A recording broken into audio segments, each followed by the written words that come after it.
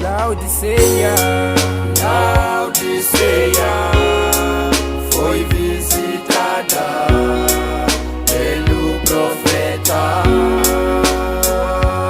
Laodiceia, Laodiceia está rejeitando o seu profeta. como Jezabel rejeitou Elias do seu dia, ela rejeitou o seu profeta nesses dias. Laodiceia, Laodiceia foi visitada pelo profeta. Laodiceia, Laodiceia está rejeitando o seu profeta. está rejeitando o profeta da era, esta geração, e fizeram pra si cisternas rotas para obedecer suas concupiscências.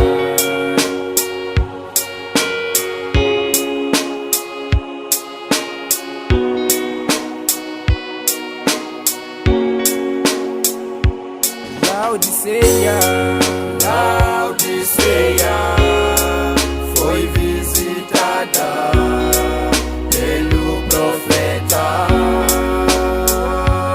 Laodiceia, Laodiceia está rejeitando o seu profeta.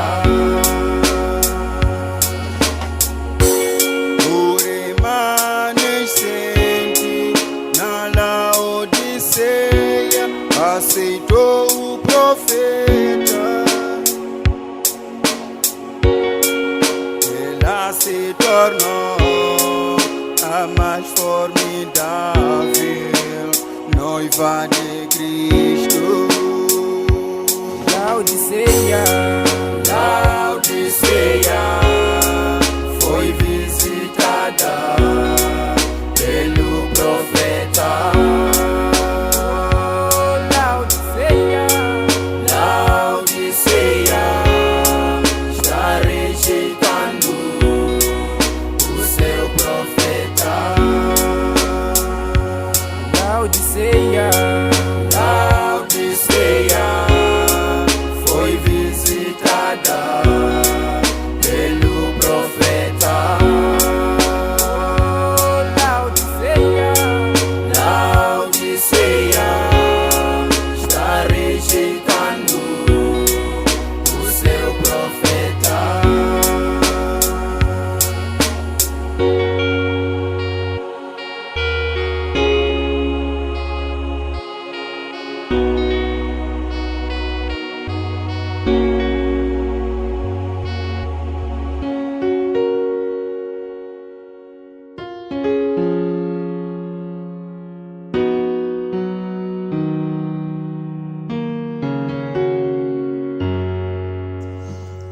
Shalom a cada um de vocês, em nome do Senhor Jesus Cristo. Queremos agradecer a Deus por mais uma oportunidade de mais um culto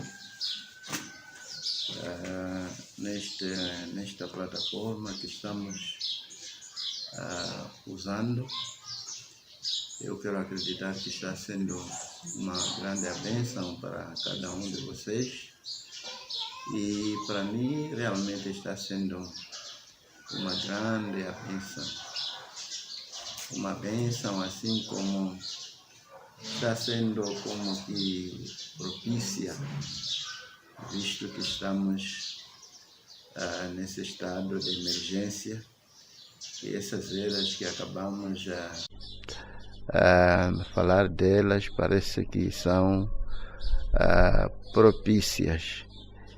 E queremos agradecer a Deus pela vida, pela oportunidade. Eu quero acreditar que cada um de vocês se encontra também bem de saúde, numa boa disposição para acompanhar o culto esta noite. E eu espero que Deus possa nos abençoar e talvez dizer o seguinte: que neste momento, para mim, está sendo um momento muito especial e descobrindo muita coisa que eu estava pensando, perguntando em mim mesmo, em minha mente: será que aqueles que estão sintonizados conosco estão tendo a mesma visão desta grande oportunidade que Deus tem nos dado e dessas coisas que estão sendo reveladas? Porque é verdade que, como Daniel procurou saber daqueles mistérios, foi dito para que pudesse ir, porque os mistérios estavam ocultos para os últimos dias. E somos um povo privilegiado que devia se considerar como privilegiado e fazer o uso condigno daquilo que nós estamos a ouvir, aquilo que estamos a ver.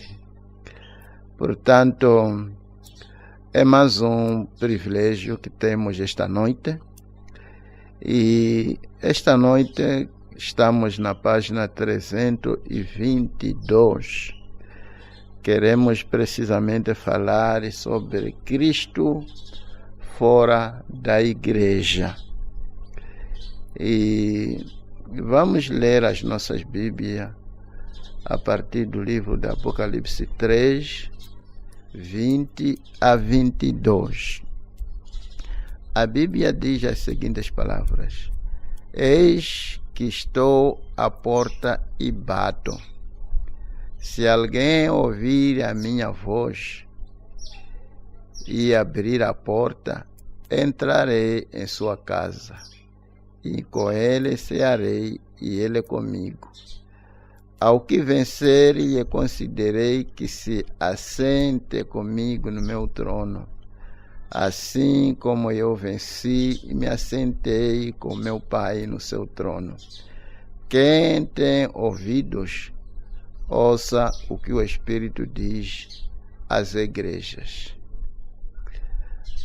E o profeta diz as seguintes palavras, depois de ter lido esses 2 versículos. Ele dá esta bonita observação. Agora, há muita confusão a respeito deste versículo, porque muitos obreiros individuais o usam no evangelismo pessoal, como se Jesus estivesse à porta do coração de cada pecador, batendo para entrar. É o que as pessoas pensam, como foi mencionado. Seria dito então que se o pecador abrisse a porta, o Senhor entraria. Porém, este versículo não está falando a pecadores individuais. Portanto, este versículo não está falando a pecadores individuais. Esta mensagem inteira tem essa mensagem inteira, essa mensagem mesmo que acabamos de ver, que não está sendo dirigida, digamos, não está sendo assim dirigida aos pecadores individualmente, porque senão teria dito então que se o pecador abrisse a porta, o Senhor entraria. Porém, este versículo não está falando a pecadores individuais. Esta mensagem inteira tem uma conclusão, assim como tem cada mensagem em cada era. No versículo 22 diz: quem tem ouvidos, ouça o que o Espírito diz às igrejas. Portanto, esta é a mensagem para a igreja da última era. Portanto, essa mensagem de que eu estou batendo a porta não é dirigida à porta individual, mas é dirigida à porta da igreja da última era. Esta é a condição da igreja de Laodiceia, à medida que seu fim se aproxima. Não é uma mensagem individual para uma pessoa. É o Espírito nos dizendo onde Jesus está. Aqui somos mostrados precisamente a posição em que Cristo se encontra nesses últimos dias, que ele se encontra precisamente fora da igreja dos últimos dias. Cristo deixou a igreja.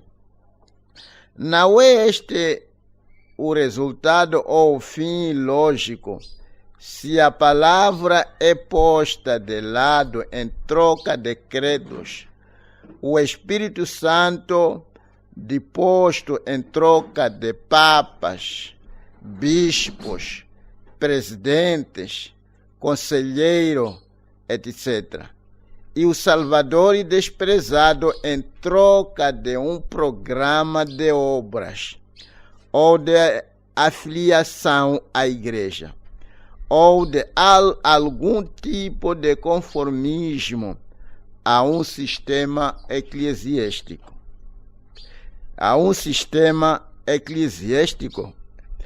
O que mais pode ser feito contra ele? Isto é apostasia.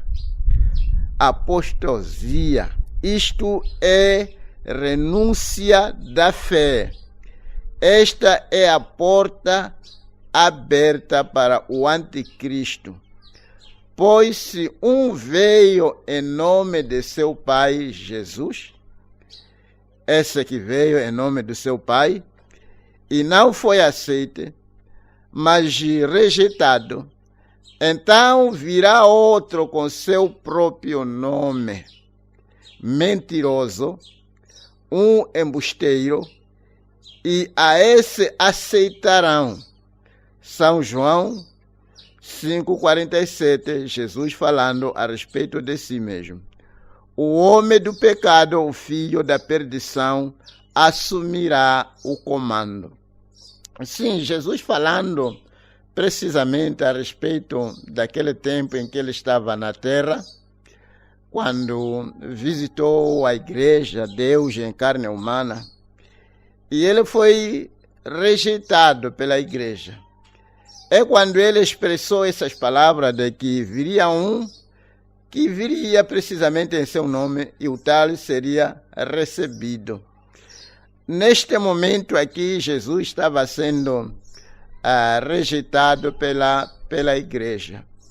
E eu tenho a certeza de que Deus vai nos mostrar alguma coisa que vai precisamente abençoar as nossas almas.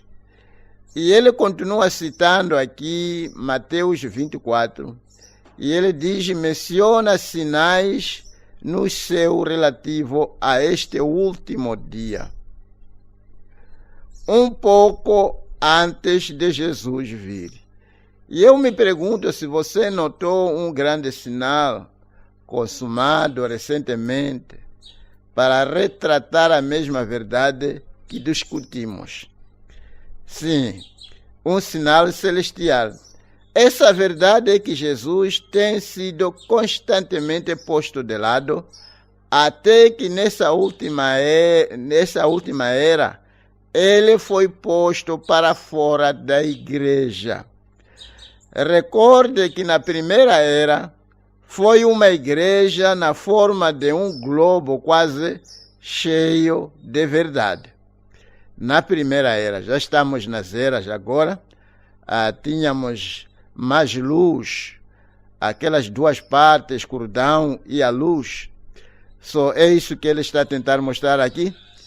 Todavia, havia um pequeno erro chamado as obras dos Nicolaitas, que impedia que o círculo fosse completo branco, não é? Então, na era seguinte, entraram furtivamente mais trevas, até que o globo de luz brilhasse menos. Só aquela luz foi diminuindo. E aqui na segunda era, apanhamos que está diminuindo.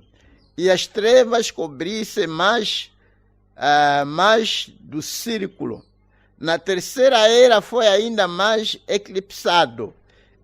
E na quarta era, que foi a tenebrosa Idade Média, a luz quase se extinguira. Agora, pense nisto.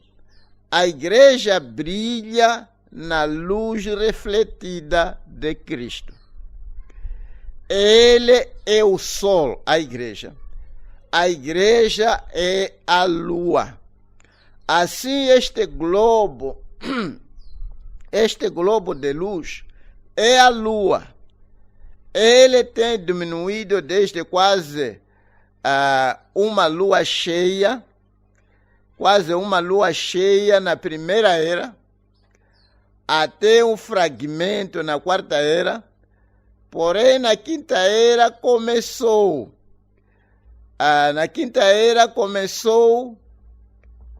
Deixa eu descer aqui, o eclipse total da lua quando o Papa visita Jerusalém. Eu tenho a certeza de que talvez esses irmãos poderão nos ajudar a colocar isto aqui para poderem ver o que o profeta está a tentar explicar aqui. Está a falar precisamente dessas fotos aqui do eclipse da lua, que temos aqui a primeira parte, a segunda parte, que tudo isso significa a igreja. A terceira parte, quarta parte, quinta e a sexta. E continuando, na sexta avançou um grande passo no crescimento. Durante parte da sétima era, ainda estava crescendo, quando repentinamente parou e mingou, até quase nada, de modo que ao invés de luz, era a escuridão da apostasia. E no fim da era, ela tinha cessado de brilhar, pois as trevas tinham tomado conta. Sim, vai descobrir que aqui nessa foto aqui, só temos 6 eras. Primeira, segunda, terceira, quarta, quinta e a sexta. E o irmão Branham está a nos mostrar aqui uma coisa muito interessante que talvez dava a gente tentarmos dar uma pequena explicação nisso, onde ele diz: na sexta avançou um grande passo no crescimento. Durante parte da sétima era, ainda estava crescendo. Durante parte da sétima era, ainda estava crescendo. Quando repetidamente parou e mingou, até quase nada.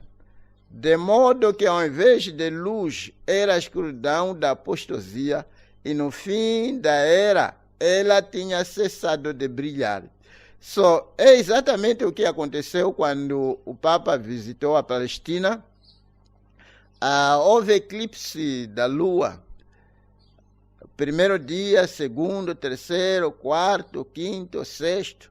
Mas no sétimo dia foi um eclipse total, que significava precisamente, como já vimos aqui, que a lua representa a igreja.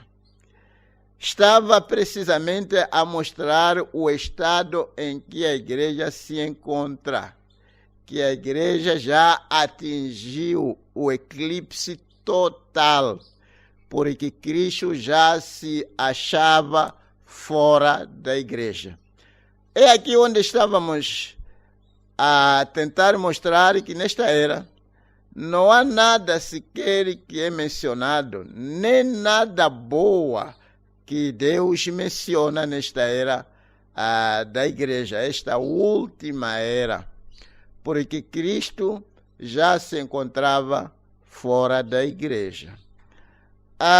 Talvez alguém diria, mas como seria possível Cristo estar fora da igreja nesta era onde há muitas igrejas e tudo mais?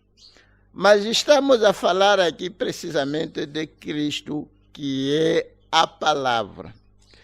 E oxalá que Deus pudesse nos ajudar.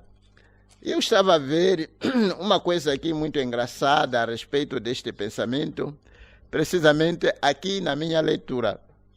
E eu tenho a certeza de que isto aqui vai ser muito bom se Deus pudesse me ajudar e tentar colocar isto diante de vocês da maneira que isto me atingiu.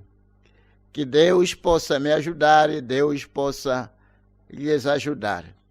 Porque, como já me referi, amados, estamos a falar aqui de coisas preciosas que os profetas e os patriarcas quiseram saber, mas essas coisas foram reservadas para nós. Sim, neste momento em que deparamos aqui e apanhamos Cristo fora da igreja, todos nós já sabemos que naquele momento, quando o Senhor esteve aqui na terra, eu estava a ler alguma coisa quase semelhante a isto aqui, quando o profeta estava a falar a respeito do ministério, nessa mensagem que ele chamou Ministério de Nosso Senhor. É engraçado que um título desse, diríamos que, e eu me pergunto, será que as pessoas que estavam, digamos, neste culto teriam realmente pego o que o profeta estava a tentar mostrar? As profundezas disto aqui, deste pensamento, alguém que se coloca e depois toma um tema, intitula o Ministério de Nosso Senhor. Eu queria que talvez isso aqui fosse um pouco claro, porque tenho a certeza de que ia lhes ajudar. A qualquer um que tiver graça de captar isso, certamente será uma grande bênção. E ele vem e intitula a sua mensagem Ministério de Nosso Senhor. E se você for a ver, o ministério que o profeta William Marion Branham trouxe aqui na terra não foi um simples ministério. Foi precisamente o ministério de Nosso Senhor Jesus Cristo. Como é do conhecimento de vocês todos, que antes de Sodoma e Gomorra ser queimado, Deus se tornou carne, foi visitar Abraão e não levou muito tempo, Sodoma e Gomorra estava em cinza. E na jornada dos filhos de Israel, Deus lhes apareceu de várias maneiras. Mandou os sábios, mandou os profetas e tudo mais.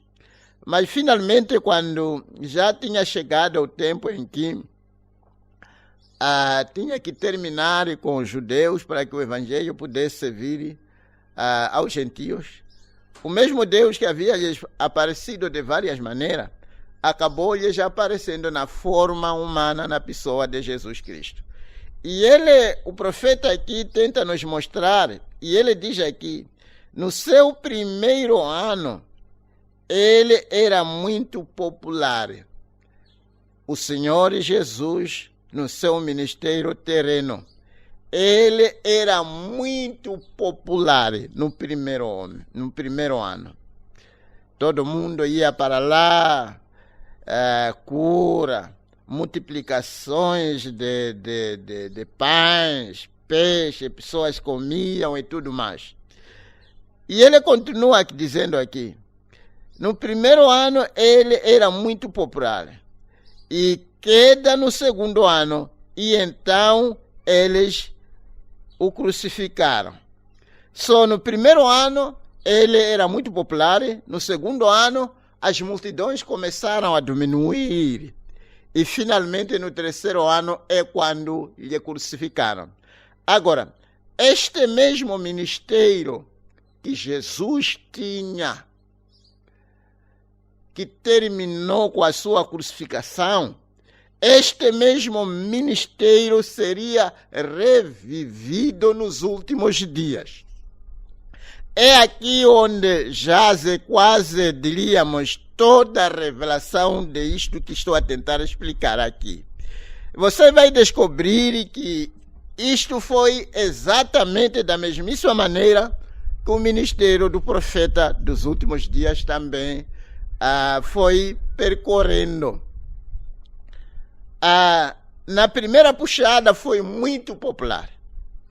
Na segunda puxada, as multidões foram diminuindo. E na terceira puxada é quando aparece já a rejeição total. E ele prega, acusa esta geração por crucificar Jesus de novo. Só, aqui deparamos com uma coisa muito bonita. Nós sabemos que naquele momento, quando ele esteve aqui, ele sempre chamou a si mesmo filho do homem. Filho do homem. Filho do homem, porque filho do homem nós sabemos que é um profeta. Mas quando ele morreu e enviou o Espírito Santo de volta, entrou-se numa outra fase, que era a fase do Filho de Deus, no tempo em que o Espírito Santo ainda não tinha chegado a esta porção dos últimos dias. Agora, a própria Bíblia nos diz o que seria, como o Filho do Homem seria revelado de novo nos últimos dias. E nos últimos dias, como foi nos dias de Sodoma e Gomorra, o Filho do Homem seria revelado. Portanto, aquele mesmo Jesus que esteve aqui no ministério do Filho do Homem e voltou no ministério do Espírito Santo, antes do mundo ser destruído, ele visita a igreja no seu ministério do Filho do Homem, usando o profeta William Branham. Só foi precisamente neste tempo quando Jesus se encontrou fora da igreja. Houve um momento em que o irmão Branham era bem-vindo, os pastores aproveitavam chamar a ele por causa das multidões, e ele quase não pregava nada. Era só orar pelos doentes. Mas chegou-se um momento em que ele começou a trazer essa doutrina. Quando ele começou a trazer essa doutrina, foi quando os pastores, aqueles que o convidavam para lhes visitar, para encher suas igrejas, começaram agora a lhe detestar. Eu lembro ouvindo, não sei se eu estava a ler ou alguém estava dizendo, que foram precisamente as mulheres, as esposas dos pastores, como não se vestiam bem, e com essa coisa de maquiagem, corte de cabelo e tudo mais, começaram a influenciar os seus maridos para a detestar o profeta até não lhe convidar nos seus púlpitos. Cristo é colocado fora desta era no ministério do profeta irmão Branham. Ele já não tinha portas abertas. As igrejas chegaram a um ponto em que já não queria lhe receber, por causa mesmo da sua própria doutrina. E eu estava a ler uma coisa aqui que me abençoou. Talvez queria ler para você, porventura pode abençoar alguma alma. Aqui, uma escritura muito famosa que o profeta sempre citou, no livro de Hebreus 4, a partir do versículo 12. Porque a palavra de Deus é viva e eficaz, e é mais penetrante do que a espada alguma de 2 gumes, e penetra a divisão da alma e do espírito e das juntas e mêdula, e é apta para discernir os pensamentos e intenções do coração. É exatamente o ministério de Jesus quando esteve aqui na terra, como já dissemos, que ele não precisava que alguém lhe desse uma introdução de que este aqui é fulano de tal e tal, porque ele conhecia todos os homens. Vejamos aqui o ministério do profeta quando esteve aqui na terra. A gente podemos ver tudo isso revivido de novo aqui no mundo. O discernimento esteve aqui no ministério dele, porque não era o ministério dele, era o ministério da palavra, que é Jesus aqui na terra. Negando a mesma palavra, negar Jesus era negar a palavra que o profeta estava a trazer nesta geração em que vivemos. Eu lembro uma vez, ele dizia: vocês no país X me rejeitaram, no país X também me rejeitaram. E ele acabou dizendo que não rejeitaram a mim, mas rejeitaram a palavra. Está vendo? A palavra é apta para discernir os pensamentos e intenções do coração. E não há criatura alguma encoberta diante dele. Ante todas as coisas estão nuas e patentes aos olhos daquele com quem temos de tratar. Diante da palavra de Deus, não há nada que está oculto, tudo está patente. Por essa razão, o profeta podia saber quanto que alguém tinha no seu bolso, o que era isto, aquilo e tudo que nós sabemos durante o ministério dele, porque era o ministério da palavra, era o ministério do Filho do Homem. Só quando o profeta da era foi rejeitado, não era ele que estava sendo rejeitado, não era ele que estava sendo empurrado para fora da igreja. A palavra é que estava sendo rejeitada. Jesus é que estava sendo rejeitado. Agora, se diz aqui: eu estou parado, estou batendo a porta, é precisamente a mensagem da hora que foi repudiada e ela se encontra fora da igreja. Vai em cada igreja, não vai apanhar essa mensagem porque ela já foi, não vai apanhar essa doutrina porque ela já foi repudiada e negada.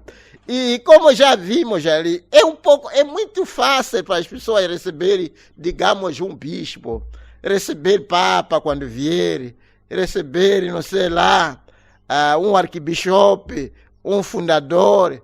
É muito fácil do que receber a palavra. É muito fácil do que receber, digamos, um profeta. E essas pessoas vêm, não tem nenhuma promessa.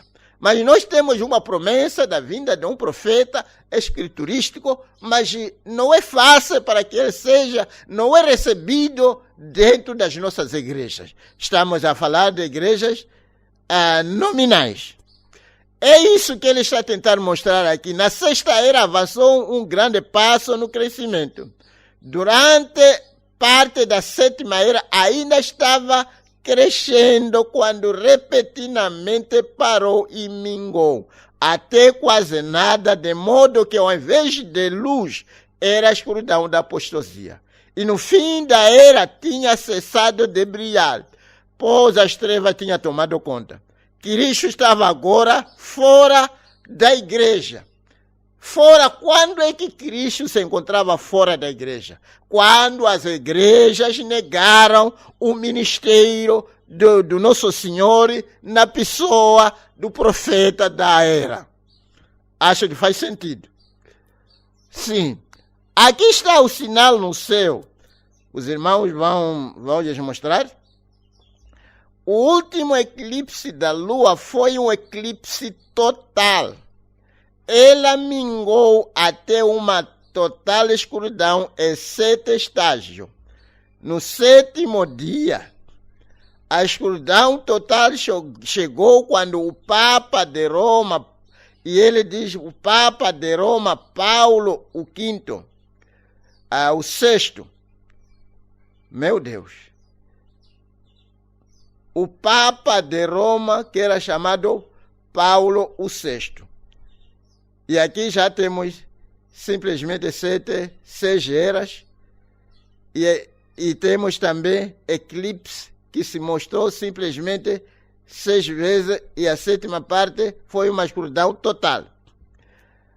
E ele diz, foi à Palestina para fazer um passeio santo em Jerusalém. Ele foi o primeiro Papa a ir a Jerusalém. O Papa chama-se Paulo VI. Paulo foi o primeiro mensageiro e este homem usa este nome. Note que é o sexto, ou o número do homem. Isto é mais do que uma coincidência. Está-se a tratar aqui do mundo visível, a conexão entre o mundo visível e o mundo invisível. E às vezes essas coisas, estávamos a conversar com alguns irmãos a respeito dessas coisas. Uma coisa bonita, inédita que acabou acontecendo. Estávamos a falar, tentando dizer que isso aqui não é coincidência.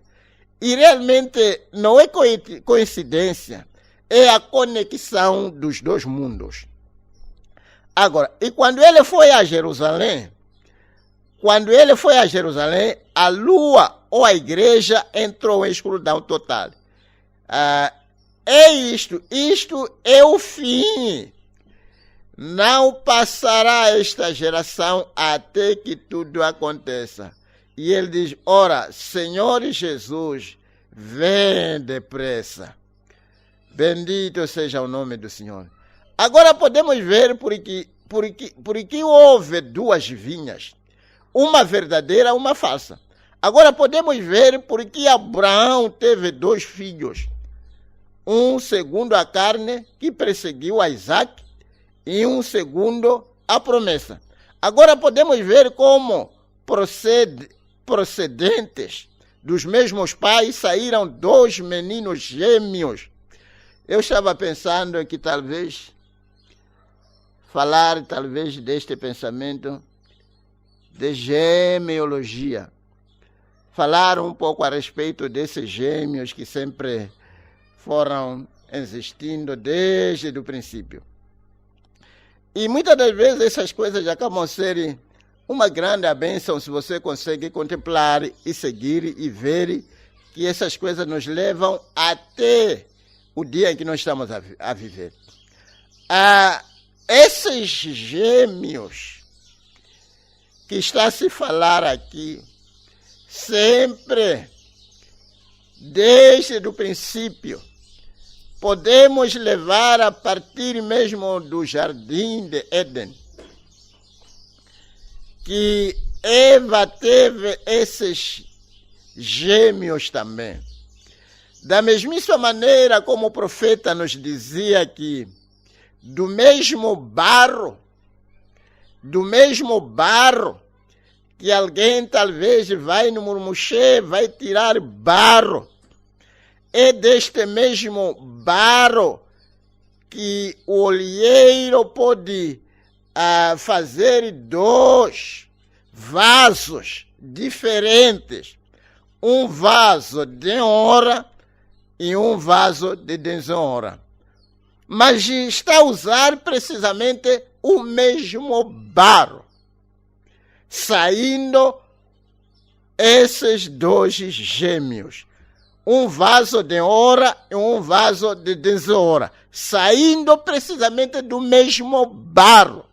E aqui podemos ver que precisamente a partir da mesma mulher, a nossa mãe, Eva, saiu 2 sementes, uma de honra e uma de desonra.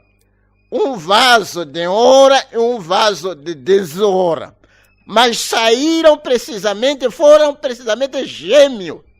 E podemos continuar com isto até chegarmos à era que nós estamos a viver. Dali podemos ainda tomar o nosso pai Abraão. Sim, que tinha também 2 filhos que saíram do mesmo barro, do mesmo pai. Tinha Isaac, tinha Ismael. Saiu um filho da promessa e saiu um homem selvagem. A partir do mesmo barro, a partir do mesmo Abraão, saiu precisamente 2 sementes. Os mesmos gêmeos. Podemos ainda continuar, vamos pegar precisamente o nosso pai Isaac. Dele saiu de novo 2 sementes do mesmo barro, do mesmo pai, da mesma mãe. Saiu Jacó e saiu Esaú. Um que era semente de serpente e um que era semente de Deus. Mas saindo precisamente do mesmo barro. Oh, meu Deus! É por isso que podia se chamar de genealogia, que podia se levar esta questão um pouco longe. E Deus, falando a respeito de Esaú e Jacó, acabou dizendo que amei a Jacó e aborreci a Esaú, antes mesmo que eles fossem nascidos. Veja, embora que eles foram do mesmo pai e mesma mãe, mas note uma coisa ali. Dependeu-se muito do espírito que estava em cada barro. Jacó era um eleito. Era um eleito, enquanto que Esaú não era um eleito. E isto aqui nos leva precisamente até na igreja mesmo de Jesus. Ali estavam esses gêmeos. Ali estava Jesus, aí estava Judas Iscariote. Quando o Espírito caiu no dia da Pentecoste, esses gêmeos também apareceram. E esses gêmeos foram percorrendo. É por isso que eu chamei aqui de genealogia, porque é um rastro que começa de Gênesis e termina no livro de Apocalipse. E a gente apanhamos aqui, amados irmãos, chegando aqui na última era, apanhamos da mesma árvore chamada a árvore da igreja, sai 2 igrejas. Cristo para e começa a bater a porta e ele chama os seus para que possam sair. Como a Bíblia diz no Apocalipse 8, uma voz clamou dizendo: sai no meio dele, povo meu. Tivemos que sair, mas éramos gêmeos. A maioria de nós estávamos nessas igrejas. Estávamos nessas igrejas organizadas. Estávamos precisamente nessas denominações. Como uma barriga de uma mulher que carrega gêmeos. Mas no instante veio um profeta para nos chamar para sairmos. Oh, meu Deus! é onde se chega quando você consegue ver essas coisas com o olhar de uma águia. Você começa a ver que não é por sabedoria, não é por justiça alguma, a qual não temos, mas é simplesmente a graça não merecida. Éramos do mesmo barro, éramos gêmeos, mas a graça de Deus, assim como Esaú e Jacó eram gêmeos, mas tinha que chegar um momento de separação. E assim também estamos a viver nesta era em que a separação está acontecendo. E achamos graça de sermos tirados nesta apostasia através do mensageiro que nós recebemos. Mas as igrejas, dizer a verdade, rejeitaram. Tenta levar esta mensagem e bater porta de qualquer uma dessas igrejas. Veja se vão abrir as portas ou não. Não vão lhe abrir nenhuma porta. Porque esta mensagem já foi rejeitada pelas igrejas. Ok, bendito seja o nome do Senhor. Deixa a gente continuarmos. Quem tem ouvido de ouvir, ouça. Agora podemos ver como procedente dos mesmos pais saíram 2 meninos gêmeos, um conhecendo e amando as coisas de Deus, e o outro conhecendo muito da mesma verdade, porém não do mesmo Espírito. E por isso perseguiu o filho que era eleito. Por isso as igrejas agora estão se preparando para fazer o quê? Para ir atrás da noiva, ir atrás da igreja eleita. E ele continua dizendo aqui, Deus não reprovou por reprovar. Ele reprovou por causa do eleito. Eleito não pode perseguir eleito.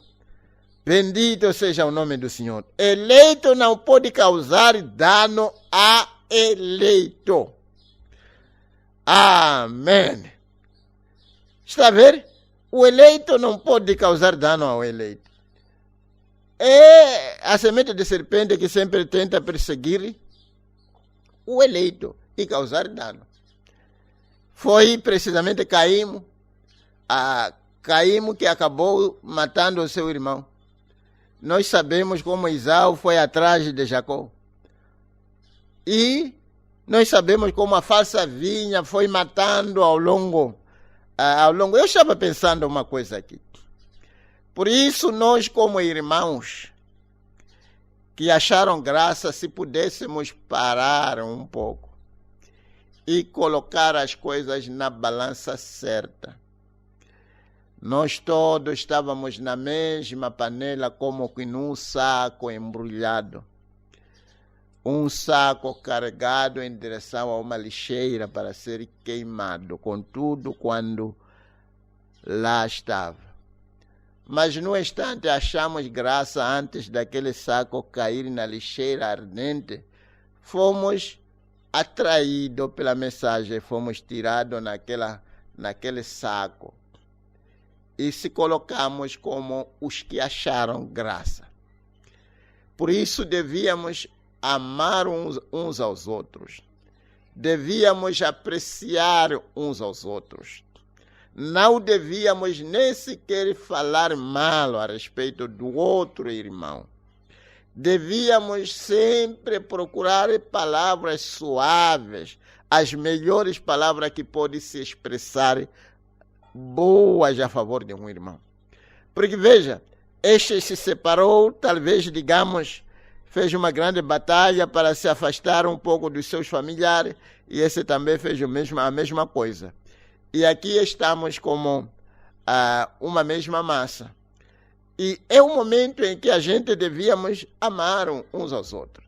Fazer o melhor, não falar contra este, não entristecer aquele, não ridicularizar, rebaixar aquele, porque ele também achou a mesma graça que você achou. Vejamos como a palavra diz, se você nega isto, nega aquilo, Deus vai lhe dar pais e mães, vai lhe dar irmãos e irmãs. E é o que Deus está a fazer. E este mesmo irmão que Deus lhe deu, certamente não deve lhe fazer nenhum dano. Por isso, não devemos fazer nenhum dano contra qualquer irmão. Eu estava pensando, não sei se é o momento oportuno, é por isso, qualquer oportunidade que você tenha conhecimento, a primeira pessoa que você deve pensar é outro irmão. Antes de você pensar, talvez por aquele familiar que não é crente e tudo mais, a primeira pessoa que você deve pensar a respeito é um irmão. Há uma oportunidade de serviço na sua empresa, deve pensar, irmão. Há uma oportunidade, não sei lá, na empresa, está-se a vender coisas um pouco barato. A primeira pessoa que você deve pensar é um irmão. Antes de você pensar uma outra pessoa, talvez até familiar, carnal, a primeira pessoa que você deve pensar é precisamente um irmão.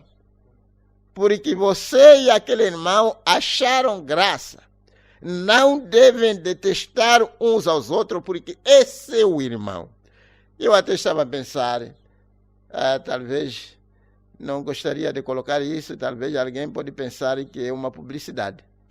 Mas estava a falar com o irmão, queria fazer um certo depósito nessas agências.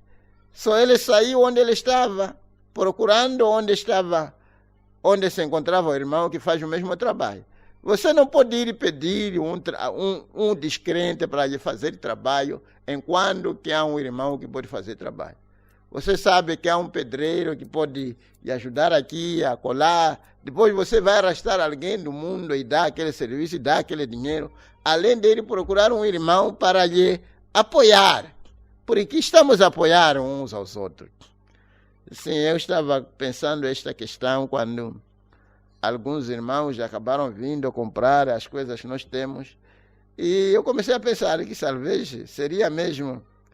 Eu não poderia conseguir, sabendo que há um irmão que vende o mesmo produto, depois eu vou consumir produto que está a ser vendido com descrente. Que você nem sabe, talvez aquele descrente fez os seus encantamentos.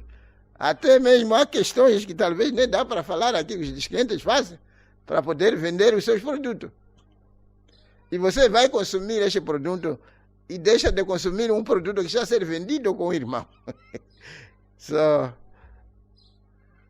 Quem tem ouvido de ouvir, não é publicidade, mas é tentar ajudar uns aos outros. Para pelo menos pensar. Porque se você dá a um irmão, está a ajudar o irmão. Se você vai comprar produto de um irmão, é um produto que talvez aquele irmão vai tirar dízimo para apoiar o trabalho do Senhor. Do que ir dar descrente para levar aquele dinheiro para ir à procura de curandeiro. Acho que faz sentido, não faz? Agora, não estou a ver Tem que parar e pensar, às vezes, essas coisas. Você sabe que há um irmão que faz um trabalho e você vai arrastar um descrente que talvez pode vir, chega em casa, fuma, começa a tocar aquelas músicas mundanas na sua casa e a fazer o trabalho. E você deixou de trazer e começa a dizer, não toca essas músicas, por que não foi levar irmão?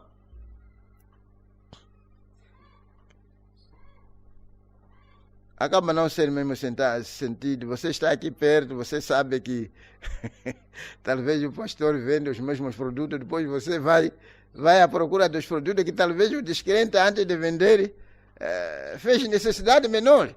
E você vai comprar essas coisas. Só temos que pensar às vezes. Ok, e ele diz, eleito não pode causar dano a eleito. São os reprovados, sim, faz-me lembrar uma vez, foi precisamente, deixa a gente colocar isso, talvez pode ajudar alguém. Faz-me lembrar uma vez, quando a igreja estava, quando a igreja estava a vender frango lá em Cateme. Alguém acabou chegando lá, um irmão, deixou de comprar frango da igreja, foi comprar do discreto. Irmão, não pode fazer isso, sabe? Independentemente se é pequeno ou grande, desde que a igreja compra, porque você faz parte da igreja. Ok. São os reprovados que perseguem e destroem os eleitos. Ou esses reprovados são religiosos. Eles são espertos. Eles são da linhagem de Caim, a semente da serpente. Eles edificam suas babéis. Eles edificam suas cidades. Eles edificam seus impérios. Durante todo o tempo invocam a Deus. Eles odeiam a verdadeira semente e farão tudo o que podem, mesmo no nome do Senhor, para destruir os eleitos de Deus. Não precisamos de comentar, já comentamos aqui a respeito de Caim, a respeito daquilo que aconteceu ao longo das eras. Porém, eles são necessários. Sim, eles são necessários. Que tem a palha com o trigo? Nenhuma palha, nenhum trigo. Amém? Nenhuma palha, nenhum trigo. Talvez alguém diria, eu não quero palha, eu quero trigo. Mas não há maneira de você ter trigo sem que tenha palha. Só não há maneira de você ter eleito sem que haja um que não é eleito. Sim. Nenhuma palha, nenhum trigo. Mas no fim, o que acontece com a palha? É queimada com fogo que nunca se apagará. É queimada com fogo que nunca se apagará. E o trigo, onde está ele? Está ajuntado em seu celeiro. É onde ele está. O eleito de Deus, o eleito de Deus, guarde-se, estude atentamente, seja cuidadoso, opere sua salvação com temor e tremor. Este é o momento em que nós estamos a viver. Não é o momento em que você, digamos, está aí no culto, começa a sonecar e dormir. Este é o momento que nós estamos a viver. Momento em que cada um deve estar... É uma situação em que estamos a falar aqui, talvez, de uma gazela que está a ser caçada. E ela deve estar bem atenta a estudar cada movimento do inimigo, dos leões que está à sua procura. Não é tempo de dormir, não é tempo este em que você esquece da palavra, esquece da oração, esquece de ler. É momento em que você deve estude atentamente, seja cauteloso, opere sua salvação com temor e tremor, confie em Deus e se fortaleça em seu poder. O seu adversário, o diabo, agora mesmo, anda em derradeiro, bramando como leão, buscando a quem possa tragar. Vigie em oração e seja firme. Este é o tempo do fim. Tanto a verdadeira como a falsa vinha estão chegando à maturidade. Porém, antes que o trigo amadureça, aquele joio maduro deve ser atado para a queima. E já está atado. Veja, todos eles estão se unindo ao Concílio Mundial da Igreja. Já está ali. Esta é a atadura. Logo virá o recolhimento do trigo ao celeiro. Porém, agora mesmo os 12 espíritos estão trabalhando em 2 vinhas. E ele diz, saia no meio do joio. Comece a vencer para que você possa ser considerado louvável ao seu Senhor e apto para reinar e governar com Ele. Bendito seja o nome do Senhor. Sim, terei realmente que tocar de novo essa parte, vou terminar com essa parte. O trono do vencedor. Acho que ainda não tenho 1 hora de tempo. O trono do vencedor. Apocalipse 3, 21. Ao que vencer, e considerei que se assente comigo no meu trono, assim como eu venci e me assentei com meu Pai no seu trono. E ele diz, agora, o que devemos vencer? Essa é a pergunta normal a ser feita aqui. Porém, essa não é a real ideia deste versículo, porque não é tanto o que devemos vencer, mas sim como devemos vencer. Ora, isto é lógico, porque será que importa muito o que devemos vencer, uma vez que sabemos como vencer? O que importa muito é saber como devemos vencer. E ela diz uma rápida olhada nas Escrituras que envolve o Senhor Jesus vencendo, trará à luz a verdade desta afirmação. E ele cita em Mateus 4, onde Jesus é tentado pelo diabo. Ele venceu as tentações pessoais de Satanás pela palavra. E somente pela palavra. Em cada uma das 3 principais provas que corresponderam exatamente à tentação do jardim do Éden, a concupiscência da carne, a concupiscência dos olhos e a soberba da vida. Jesus venceu pela palavra. Eva caiu na tentação pessoal de Satanás por falhar em usar a palavra. Amém. Ela falhou em manejar a palavra. Ela falhou em usar a palavra. Usando a palavra, você poderá vencer o inimigo em qualquer momento e em qualquer tempo, desde que você saiba usar a palavra. Vamos tirar uma bela lição nisto. Adão caiu em desobediência direta à palavra, porém Jesus venceu pela palavra. E agora mesmo, deixa-me dizer que esta é a única maneira de ser um vencedor. E também a única maneira de você saber estar vencendo, porque essa palavra não pode falhar. Desde que você está manejando a palavra, ela nunca vai falhar em vencer o inimigo. As tentações são aquelas que já acabaram de ser aqui citadas. Concupiscência dos olhos, aquilo que você vê. Aquilo, e a soberba da vida. Soberba, todo aquilo que é soberbo e luxúria da vida, querer uma vida assim suave. É o que está a matar as pessoas hoje.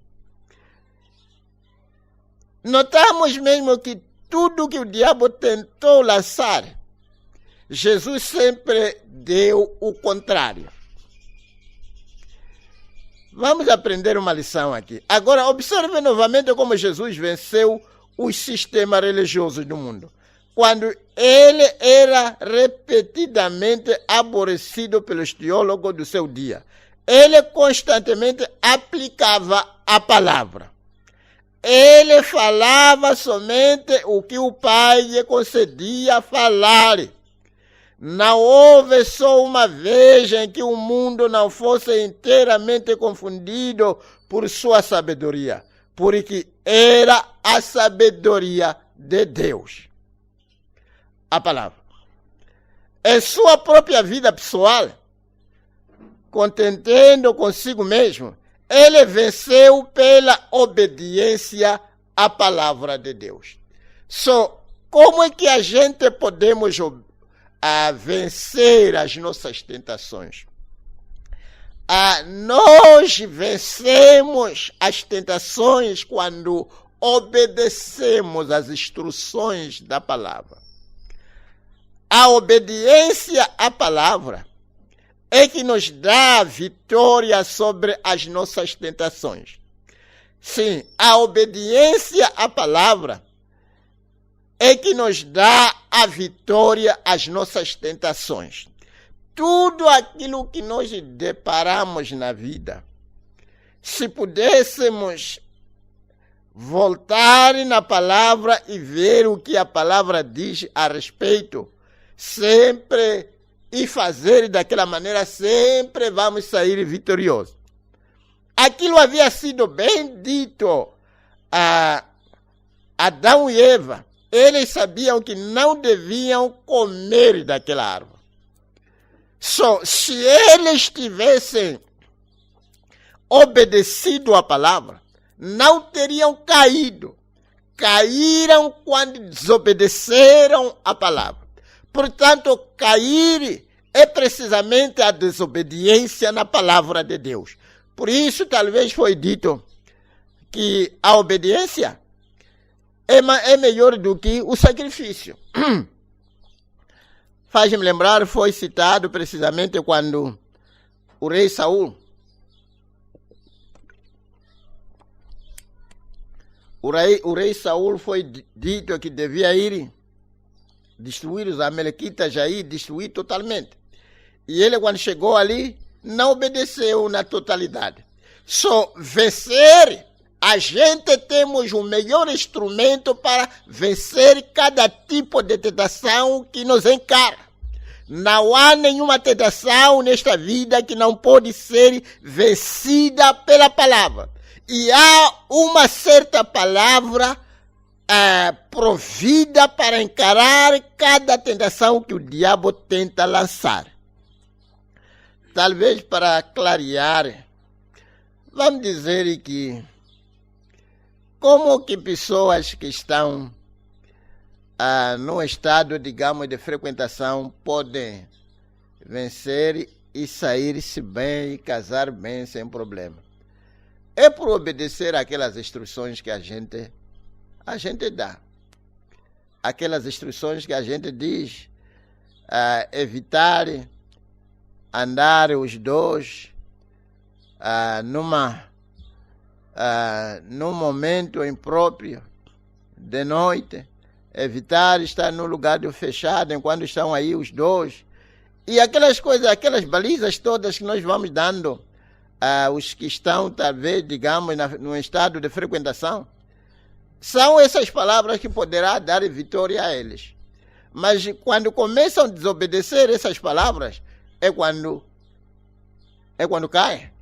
Portanto, Deus, sabendo de antemão que aqui na terra haveria um inimigo, Deus, sabendo que no jardim de Éden haveria um inimigo para encarar os seus filhos, Ele deu a melhor defesa, que é a sua própria palavra.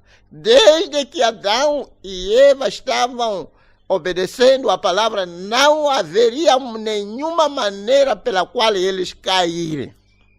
Só a palavra de Deus, obedecida, ela expressa a nossa vitória. Vamos dizer, se o diabo... Você viu alguma coisa do dono, você gostou? E o diabo diz, leva, pode levar. Isso aqui pode levar, ele não vai saber, e leva. É só voltar na palavra.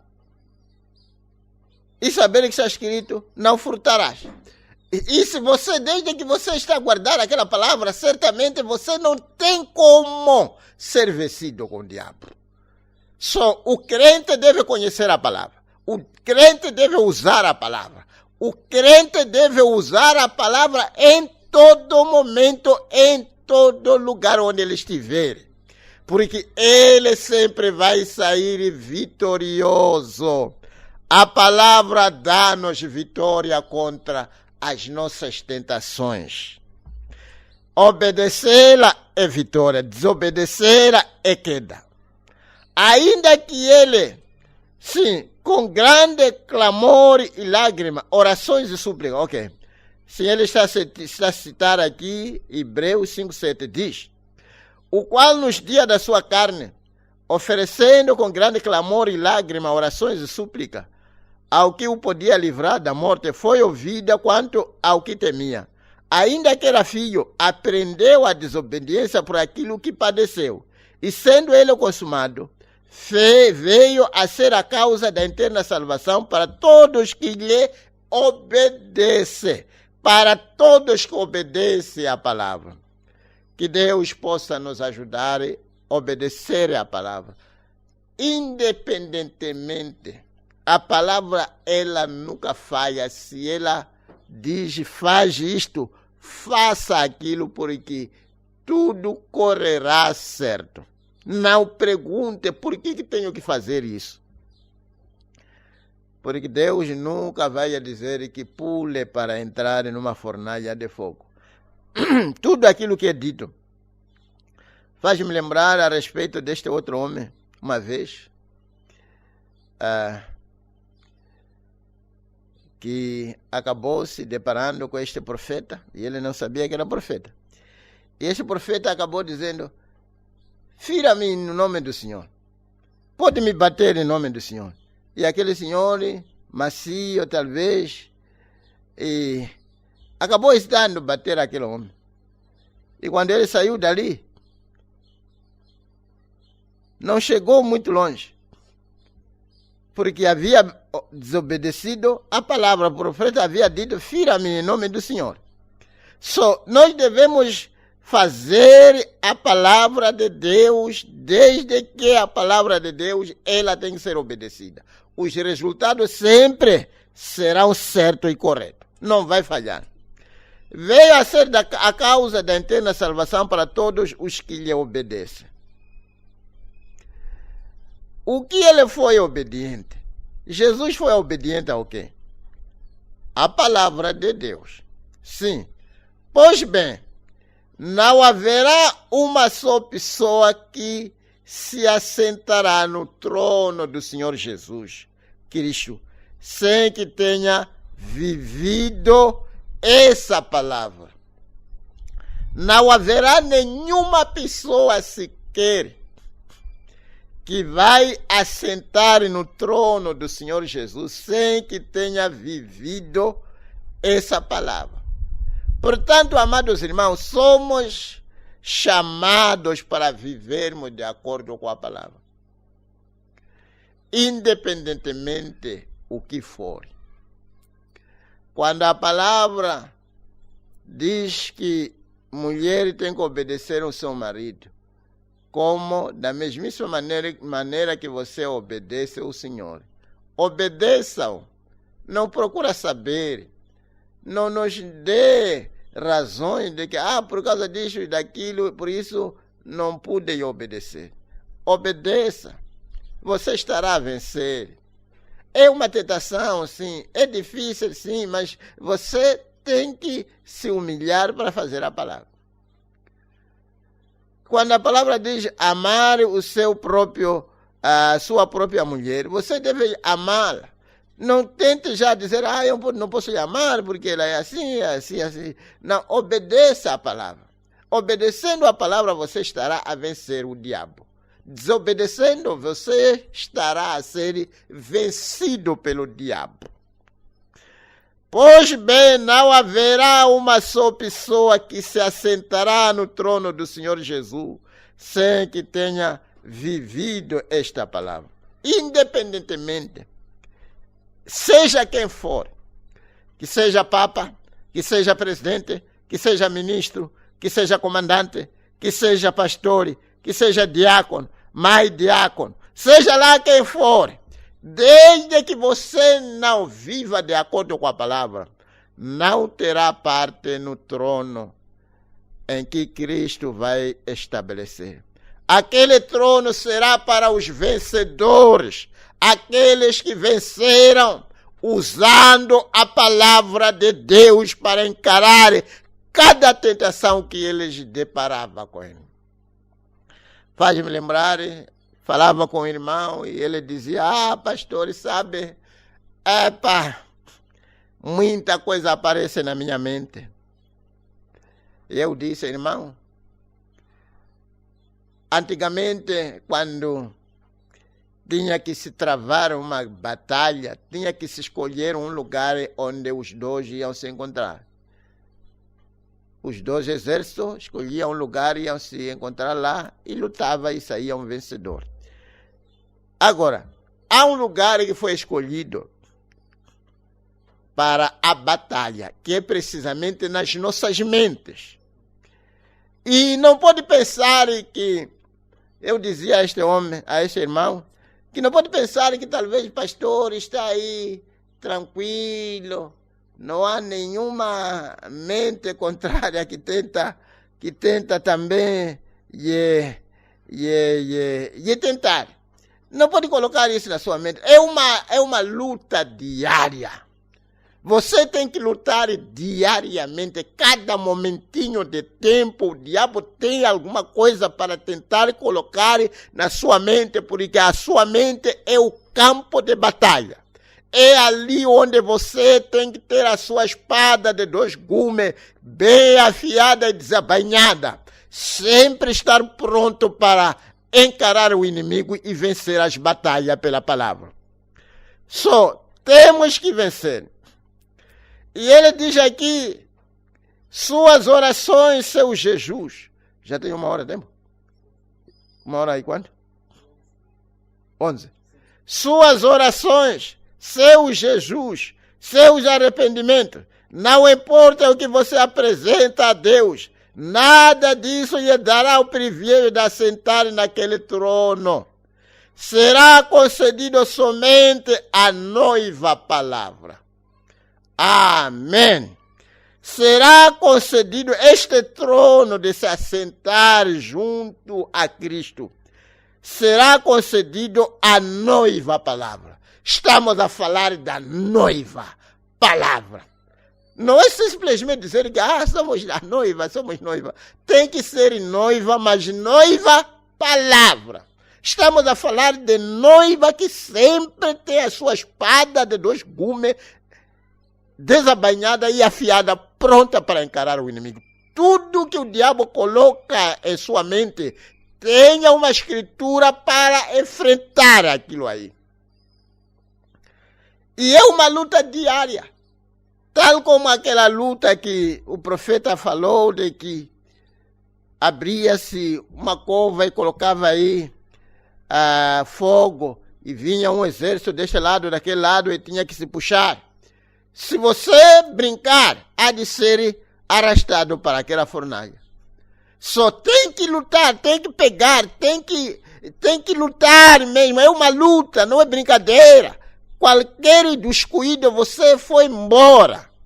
E quando você vai, pode não voltar mais. Portanto, estamos na batalha e as nossas mentes foram escolhidas como campos de batalha. É ali onde a palavra deve estar pronta para encarar o inimigo. A palavra deve estar a sair do coração e enfrentar o inimigo na sua mente. E lutar, descansar e sair da terra. Não pode pensar que quando se diz vencedor quer dizer que é alguém que já venceu tudo, está tranquilo. Portanto, não há nenhuma tentação que entra na sua mente. Não! É vencer diariamente. Paulo não disse que eu moro diariamente? É isso que ele estava tentando dizer. Só esse trono, nada disso lhe dará o privilégio de assentar-se naquele trono. Será concedido somente à noiva palavra. Assim como o trono do rei é compartilhado com a rainha, porque ela está unida a ele, assim também somente aqueles que são dessa palavra, assim como ele é dessa palavra, compartilharão daquele trono. Ele venceu pela palavra. O diabo, quando veio tentar, ele não venceu pela palavra? Ele venceu pela palavra. Só a noiva, a sua mulher, que vai compartilhar o mesmo trono, terá que vencer também pela palavra. Oh, Senhor, me ajude para vencer pela palavra. Para ser uma noiva palavra. Não só noiva, mas noiva palavra. Recorde que temos mostrado claramente através de todas as eras que assim como Adão e Eva caíram porque deixaram a palavra, assim também a era de Éfeso caiu por desviar-se ligeiramente da palavra. Não se desvia nem pouquinho, até que com cada era continuando a se afastar, temos um rápido final da palavra. Temos um repúdio final da palavra pelo sistema mundial de igreja. Esta era de Laodiceia termina no total apagamento da palavra, fazendo com que o Senhor se retire do meio. Ele acha-se fora, chamando os seus que o seguem pela obediência à palavra. Como é que nós seguimos ao Mestre? Seguimos o nosso Mestre através da obediência à palavra. Bendito seja o nome do Senhor. Oh, meu Deus. E ele diz aqui, sim, pela obediência à palavra. E ele diz, após, talvez ter que ainda repetir essa parte aqui. Esta era de Laodiceia termina no total apagamento da palavra, fazendo com que o Senhor se retire do meio. Sim, a igreja desta era, ela repudia a palavra. Por isso você tenta dizer, veja aqui, a Bíblia diz que mulher não pode pregar. Alguém vai dizer, mas na nossa igreja não proíbe mulher pregar. Está vendo? As pessoas já repudiaram, já negaram a palavra. Já aceitaram as suas igrejas mais do que a palavra. A palavra já não tem preeminência nas igrejas. As pessoas não estão preparadas para receber a palavra, estão preparadas para receber seus bispos. Faz-me lembrar esta questão aqui. Uma das igrejas aqui da cidade, chegava, talvez aquilo aí era bispo dele, não sei. Todo mundo estava na estrada principal aí a estender caplanas para o bispo não pisar no chão até chegar na igreja. Que coisa! A receber um homem. É isso que Jesus que dizia que o outro virá em nome dele e será recebido, mas eu que vi em nome do meu Pai não sou recebido.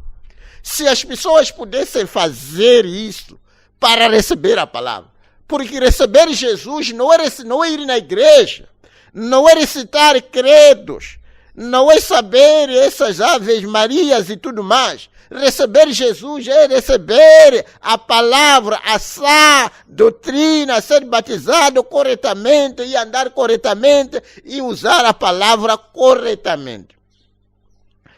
Meu Deus. Sim, ele acha-se fora chamando aos seus. Sai no meio dele, povo meu. Está a ver que tudo isso aqui tem a ver com o ministério de Malaquias 4? Ele acha-se fora chamando o seu que o seguem pela obediência à palavra. Sai no meio dele, povo meu. Sai nessas igrejas que dizem, a minha igreja diz isso, enquanto que a palavra está a dizer outra coisa. Sai delas, para que você não caia na tribulação. E nós já saímos. Estamos fora, tentando chamar os demais para poderem sair. Há um grande movimento mundial da noiva que está indo, vivendo, obedecendo, vivendo pela palavra e chamando os que ainda estão naqueles túmulos mortos, nas denominações, para que saiam dos túmulos. Deixa eu terminar com este pensamento. Ele acha-se fora clamando aos seus, que o seguem pela obediência à palavra. E ele diz, após uma curta... Quero terminar com este pensamento. Após uma curta e poderosa demonstração do Espírito, este pequeno grupo acossado e perseguido irá estar com Jesus. Após uma curta e poderosa demonstração do Espírito, este pequeno grupo acossado e perseguido irá estar com Cristo. Bendito seja o nome do Senhor. O que estou a tentar dizer, amados irmãos? Esta noiva palavra que está obedecendo, que está vivendo pela palavra, ela está sendo, digamos, treinada para este momento que está em nossa frente. Uma curta e poderosa demonstração do Espírito Santo. A noiva está sendo treinada, está sendo preparada para um momento de uma demonstração do poder e do Espírito pela última vez na terra. E não será simplesmente, digamos, talvez para que as pessoas possam se arrepender. Talvez diríamos aqui que será como que a terceira puxada, onde a poderosa demonstração do Espírito Santo será tão patente. E para que Deus nos leve até este ponto, Ele vai precisar treinar homens e mulheres. A palavra agora está treinando homens e mulheres que devem aprender a obedecer toda a palavra, para que talvez chegando aquele momento em que a demonstração do Espírito será necessário, a noiva deve estar já treinada, de tal modo que ela não vai usar o seu pensamento, mas vai usar o que a palavra diz, porque ela saberá que a palavra nunca vai falhar. Talvez vou dar um exemplo aqui. Quando Deus disse ao profeta para que falasse, para que os esquilos pudessem existir, ali não foi preciso que alguém ajuizasse. Necessitava-se de uma obediência. Alguém que já conhece, que já foi treinado para conhecer o poder do Deus vivo. E eu queria talvez tentar colocar algumas coisas, algum subsídio aqui.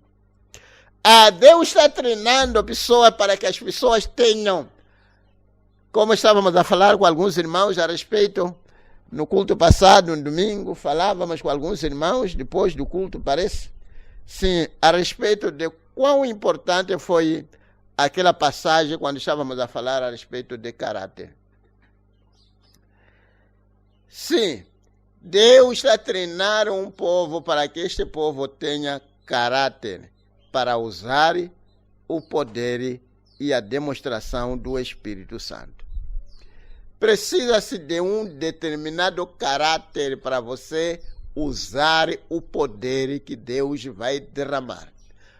Como o profeta diz que antes do rapto haverá um tal derramamento do Espírito Santo que ultimamente poderá levar consigo a noiva, arrebatar a noiva. Só Deus agora está a treinar, está a capacitar homens e mulheres, está a treinar para que as pessoas tenham caráter, porque você precisa caráter, bom caráter para exercer o poder que Deus dá. É por isso, às vezes as pessoas podem precisar de poder, mas poder, se o poder é dado a uma pessoa sem caráter, aquele poder pode até lhe fazer dano, lhe matar. Meu Deus, eu acabo cair num canal bonito agora. Eu lembro naquele momento quando os dois jovens estavam ali no culto, fazendo o que estavam a fazer, estavam ali namorando, enquanto o profeta estava aí a pregar, e Deus apareceu e disse: eu dou-lhe a vida desses dois jovens. Qualquer coisa que você vai dizer, eu estarei pronto para fazer. Se você dizer para eles morrer, vão morrer. Se você dizer qualquer coisa que você disser, vai acontecer exatamente segundo a sua palavra. Oh, meu Deus, Deus está a procurar homens e mulheres treinados com caráter, que eles poderão falar, e aquilo que eles disserem vai acontecer exatamente daquela maneira. Mas para que alguém chegue a este ponto, tem que ter caráter. Não deve ser um vagabundo, porque se dá um poder desse para qualquer pessoa sem caráter, vai acabar toda a gente. Talvez algum de nós, detestados, já teríamos sido mortos. Se Deus lhe dar esse poder, que aquilo que você diz vai acontecer, o que você vai dizer? Você precisa de caráter para dizer coisas edificantes, coisas que têm sal. E o profeta parou ali e ele disse, eu vos dou a vossa vida, e eu lhes perdoo. Está a ver? Aquilo era caráter, foi caráter, não foi brincadeira. Senão aquelas pessoas, se fosse alguém que queria se mostrar, ia matar aquela gente. Mas ele parou ali e disse que eu lhes perdoo. É caráter esse. Eu podia até levar a respeito daquela irmã, Retiraita. Quando naquele momento o irmão Branham falando a respeito da criação do esquilo, no instante o Espírito de Deus caiu e todo mundo sentiu a presença de Deus ali. E ele se levantou e disse, irmã Etiraita, o Espírito de Deus está me dizendo agora para que você peça o que você desejar. E você será dado. E ela parou. Como uma pessoa que tinha caráter, ela pediu uma coisa certa porque tinha caráter da palavra de Deus. Ela pediu precisamente a salvação dos seus 2 filhos. Se fosse uma pessoa que ainda não venceu, uma pessoa ia pedir, havia a possibilidade aí de pedir dinheiro. Mas ela não pediu dinheiro. Ela pediu a salvação. Aquilo precisou-se de caráter moldado pela palavra, que sabia o que é importante, o que dava a se pedir. E ela pediu a salvação dos seus 2 filhos. Se ela tivesse pedido dinheiro, dinheiro acaba. Se ela tivesse pedido elefante branco, aquilo acabava. Mas a salvação dos seus filhos continua por toda a eternidade. E ela tinha caráter suficiente para saber o que pedir, o que dizer. Meu Deus, Deus está a treinar homens e mulheres que têm caráter, que sabem o que é importante, o que pode se pedir, o que pode se falar. Está a ver? É preciso mesmo um bom funcionário. Vamos dizer que alguém que sabe fazer qualquer trabalho, se ele não tem caráter, aquele trabalho que ele sabe fazer acaba também perder valor. Porque a própria pessoa, você pode ser chefe, pode ser mesmo presidente, se você não tem caráter, acaba não funcionando. Você não presta, não tem caráter. Imagina aquele poder que Jesus tinha. Se tivesse sido dado a alguém que não tinha poder, podia transformar a água em vinho. Se fosse um vagabundo qualquer, poderia ter deixado de fazer o trabalho que ele veio fazer, para só fazer trabalho de mudar. E ele ia até levantar uma grande fábrica para exportar vinho. Mas ele tinha caráter, sabia o que é importante. Aquilo que ele demonstrou não era simplesmente para exibição, era para as pessoas reconhecer o poder de Deus.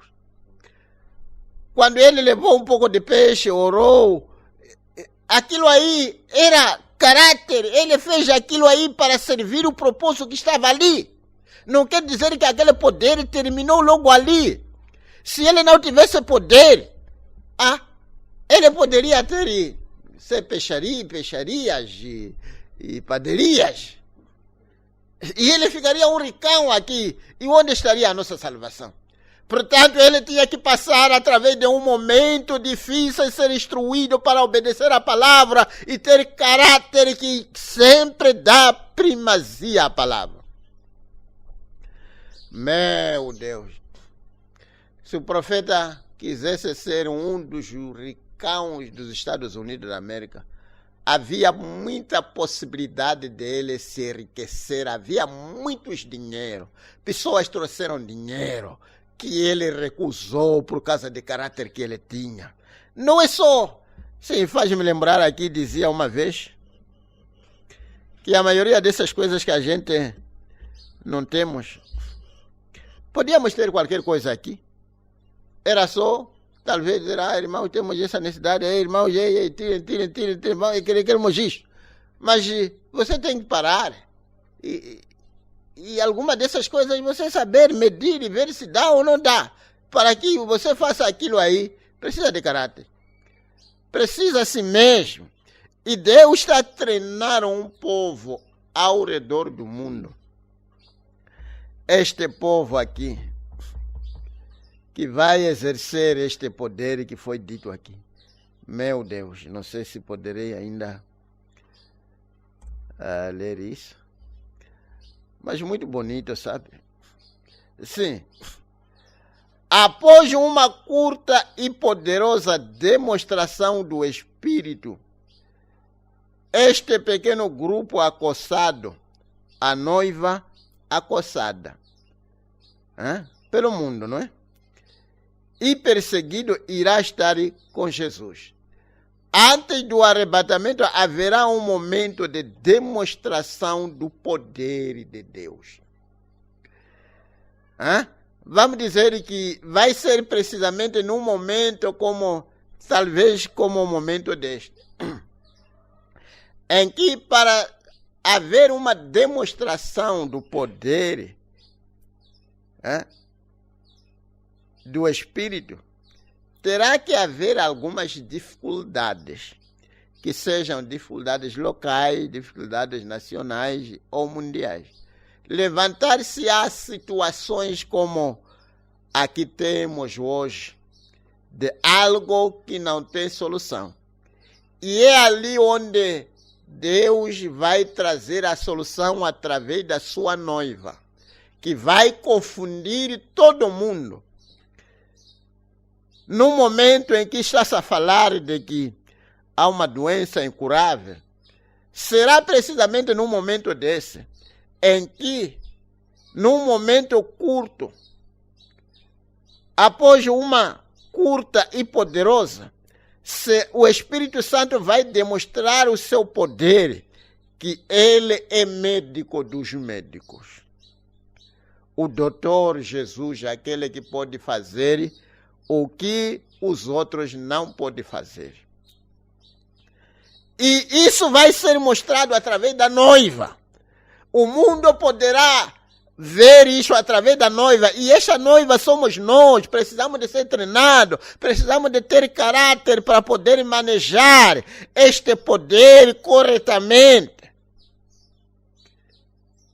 Precisamos saber como obedecer a palavra, que quando o comando ser dado, você saberá que isto aqui é palavra.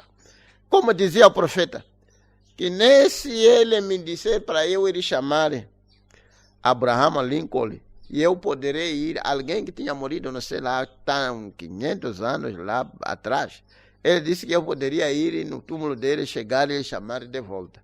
Por quê? Porque ele já havia sido preparado e treinado e sabia que a palavra nunca pode falhar. Deixa eu terminar e dizer o seguinte. Amados, fomos chamados para ser um povo muito especial. Fomos chamados para sermos uma noiva palavra. Homens e mulheres que vivem pela palavra, que sabem usar a palavra, obediente à palavra. A única maneira pela qual você pode vencer é obedecer à palavra. Toda ela, não só simplesmente aquilo que lhe agrada, Até coisas que lhe dói, que você sabe que isto aqui dói. Mas desde que a palavra faça o que a palavra diz. A noiva que viverá por toda a palavra que sai da boca de Deus. Deus está treinando o seu povo para uma curta e poderosa demonstração do Espírito Santo. Antes, nas vésperas do arrebatamento. Você deve estar treinado, você deve ter a natureza, você deve ter o caráter pelo qual Deus pode usar. Se Deus lhe dar este poder, sem caráter, vai amaldiçoar todo mundo, como ouvi este senhor, o fundador da Igreja Universal, que acabou amaldiçoar todo o país de Angola. Isso mostra que não tem caráter. Ele podia até perdoar, mas é falta de caráter. Você precisa de caráter. Cada um de nós precisa de caráter. Jovem precisa de caráter da palavra. Casado precisa de caráter da palavra. Não ser uma pessoa desprovida de caráter, mas uma pessoa que sabe o que está a fazer.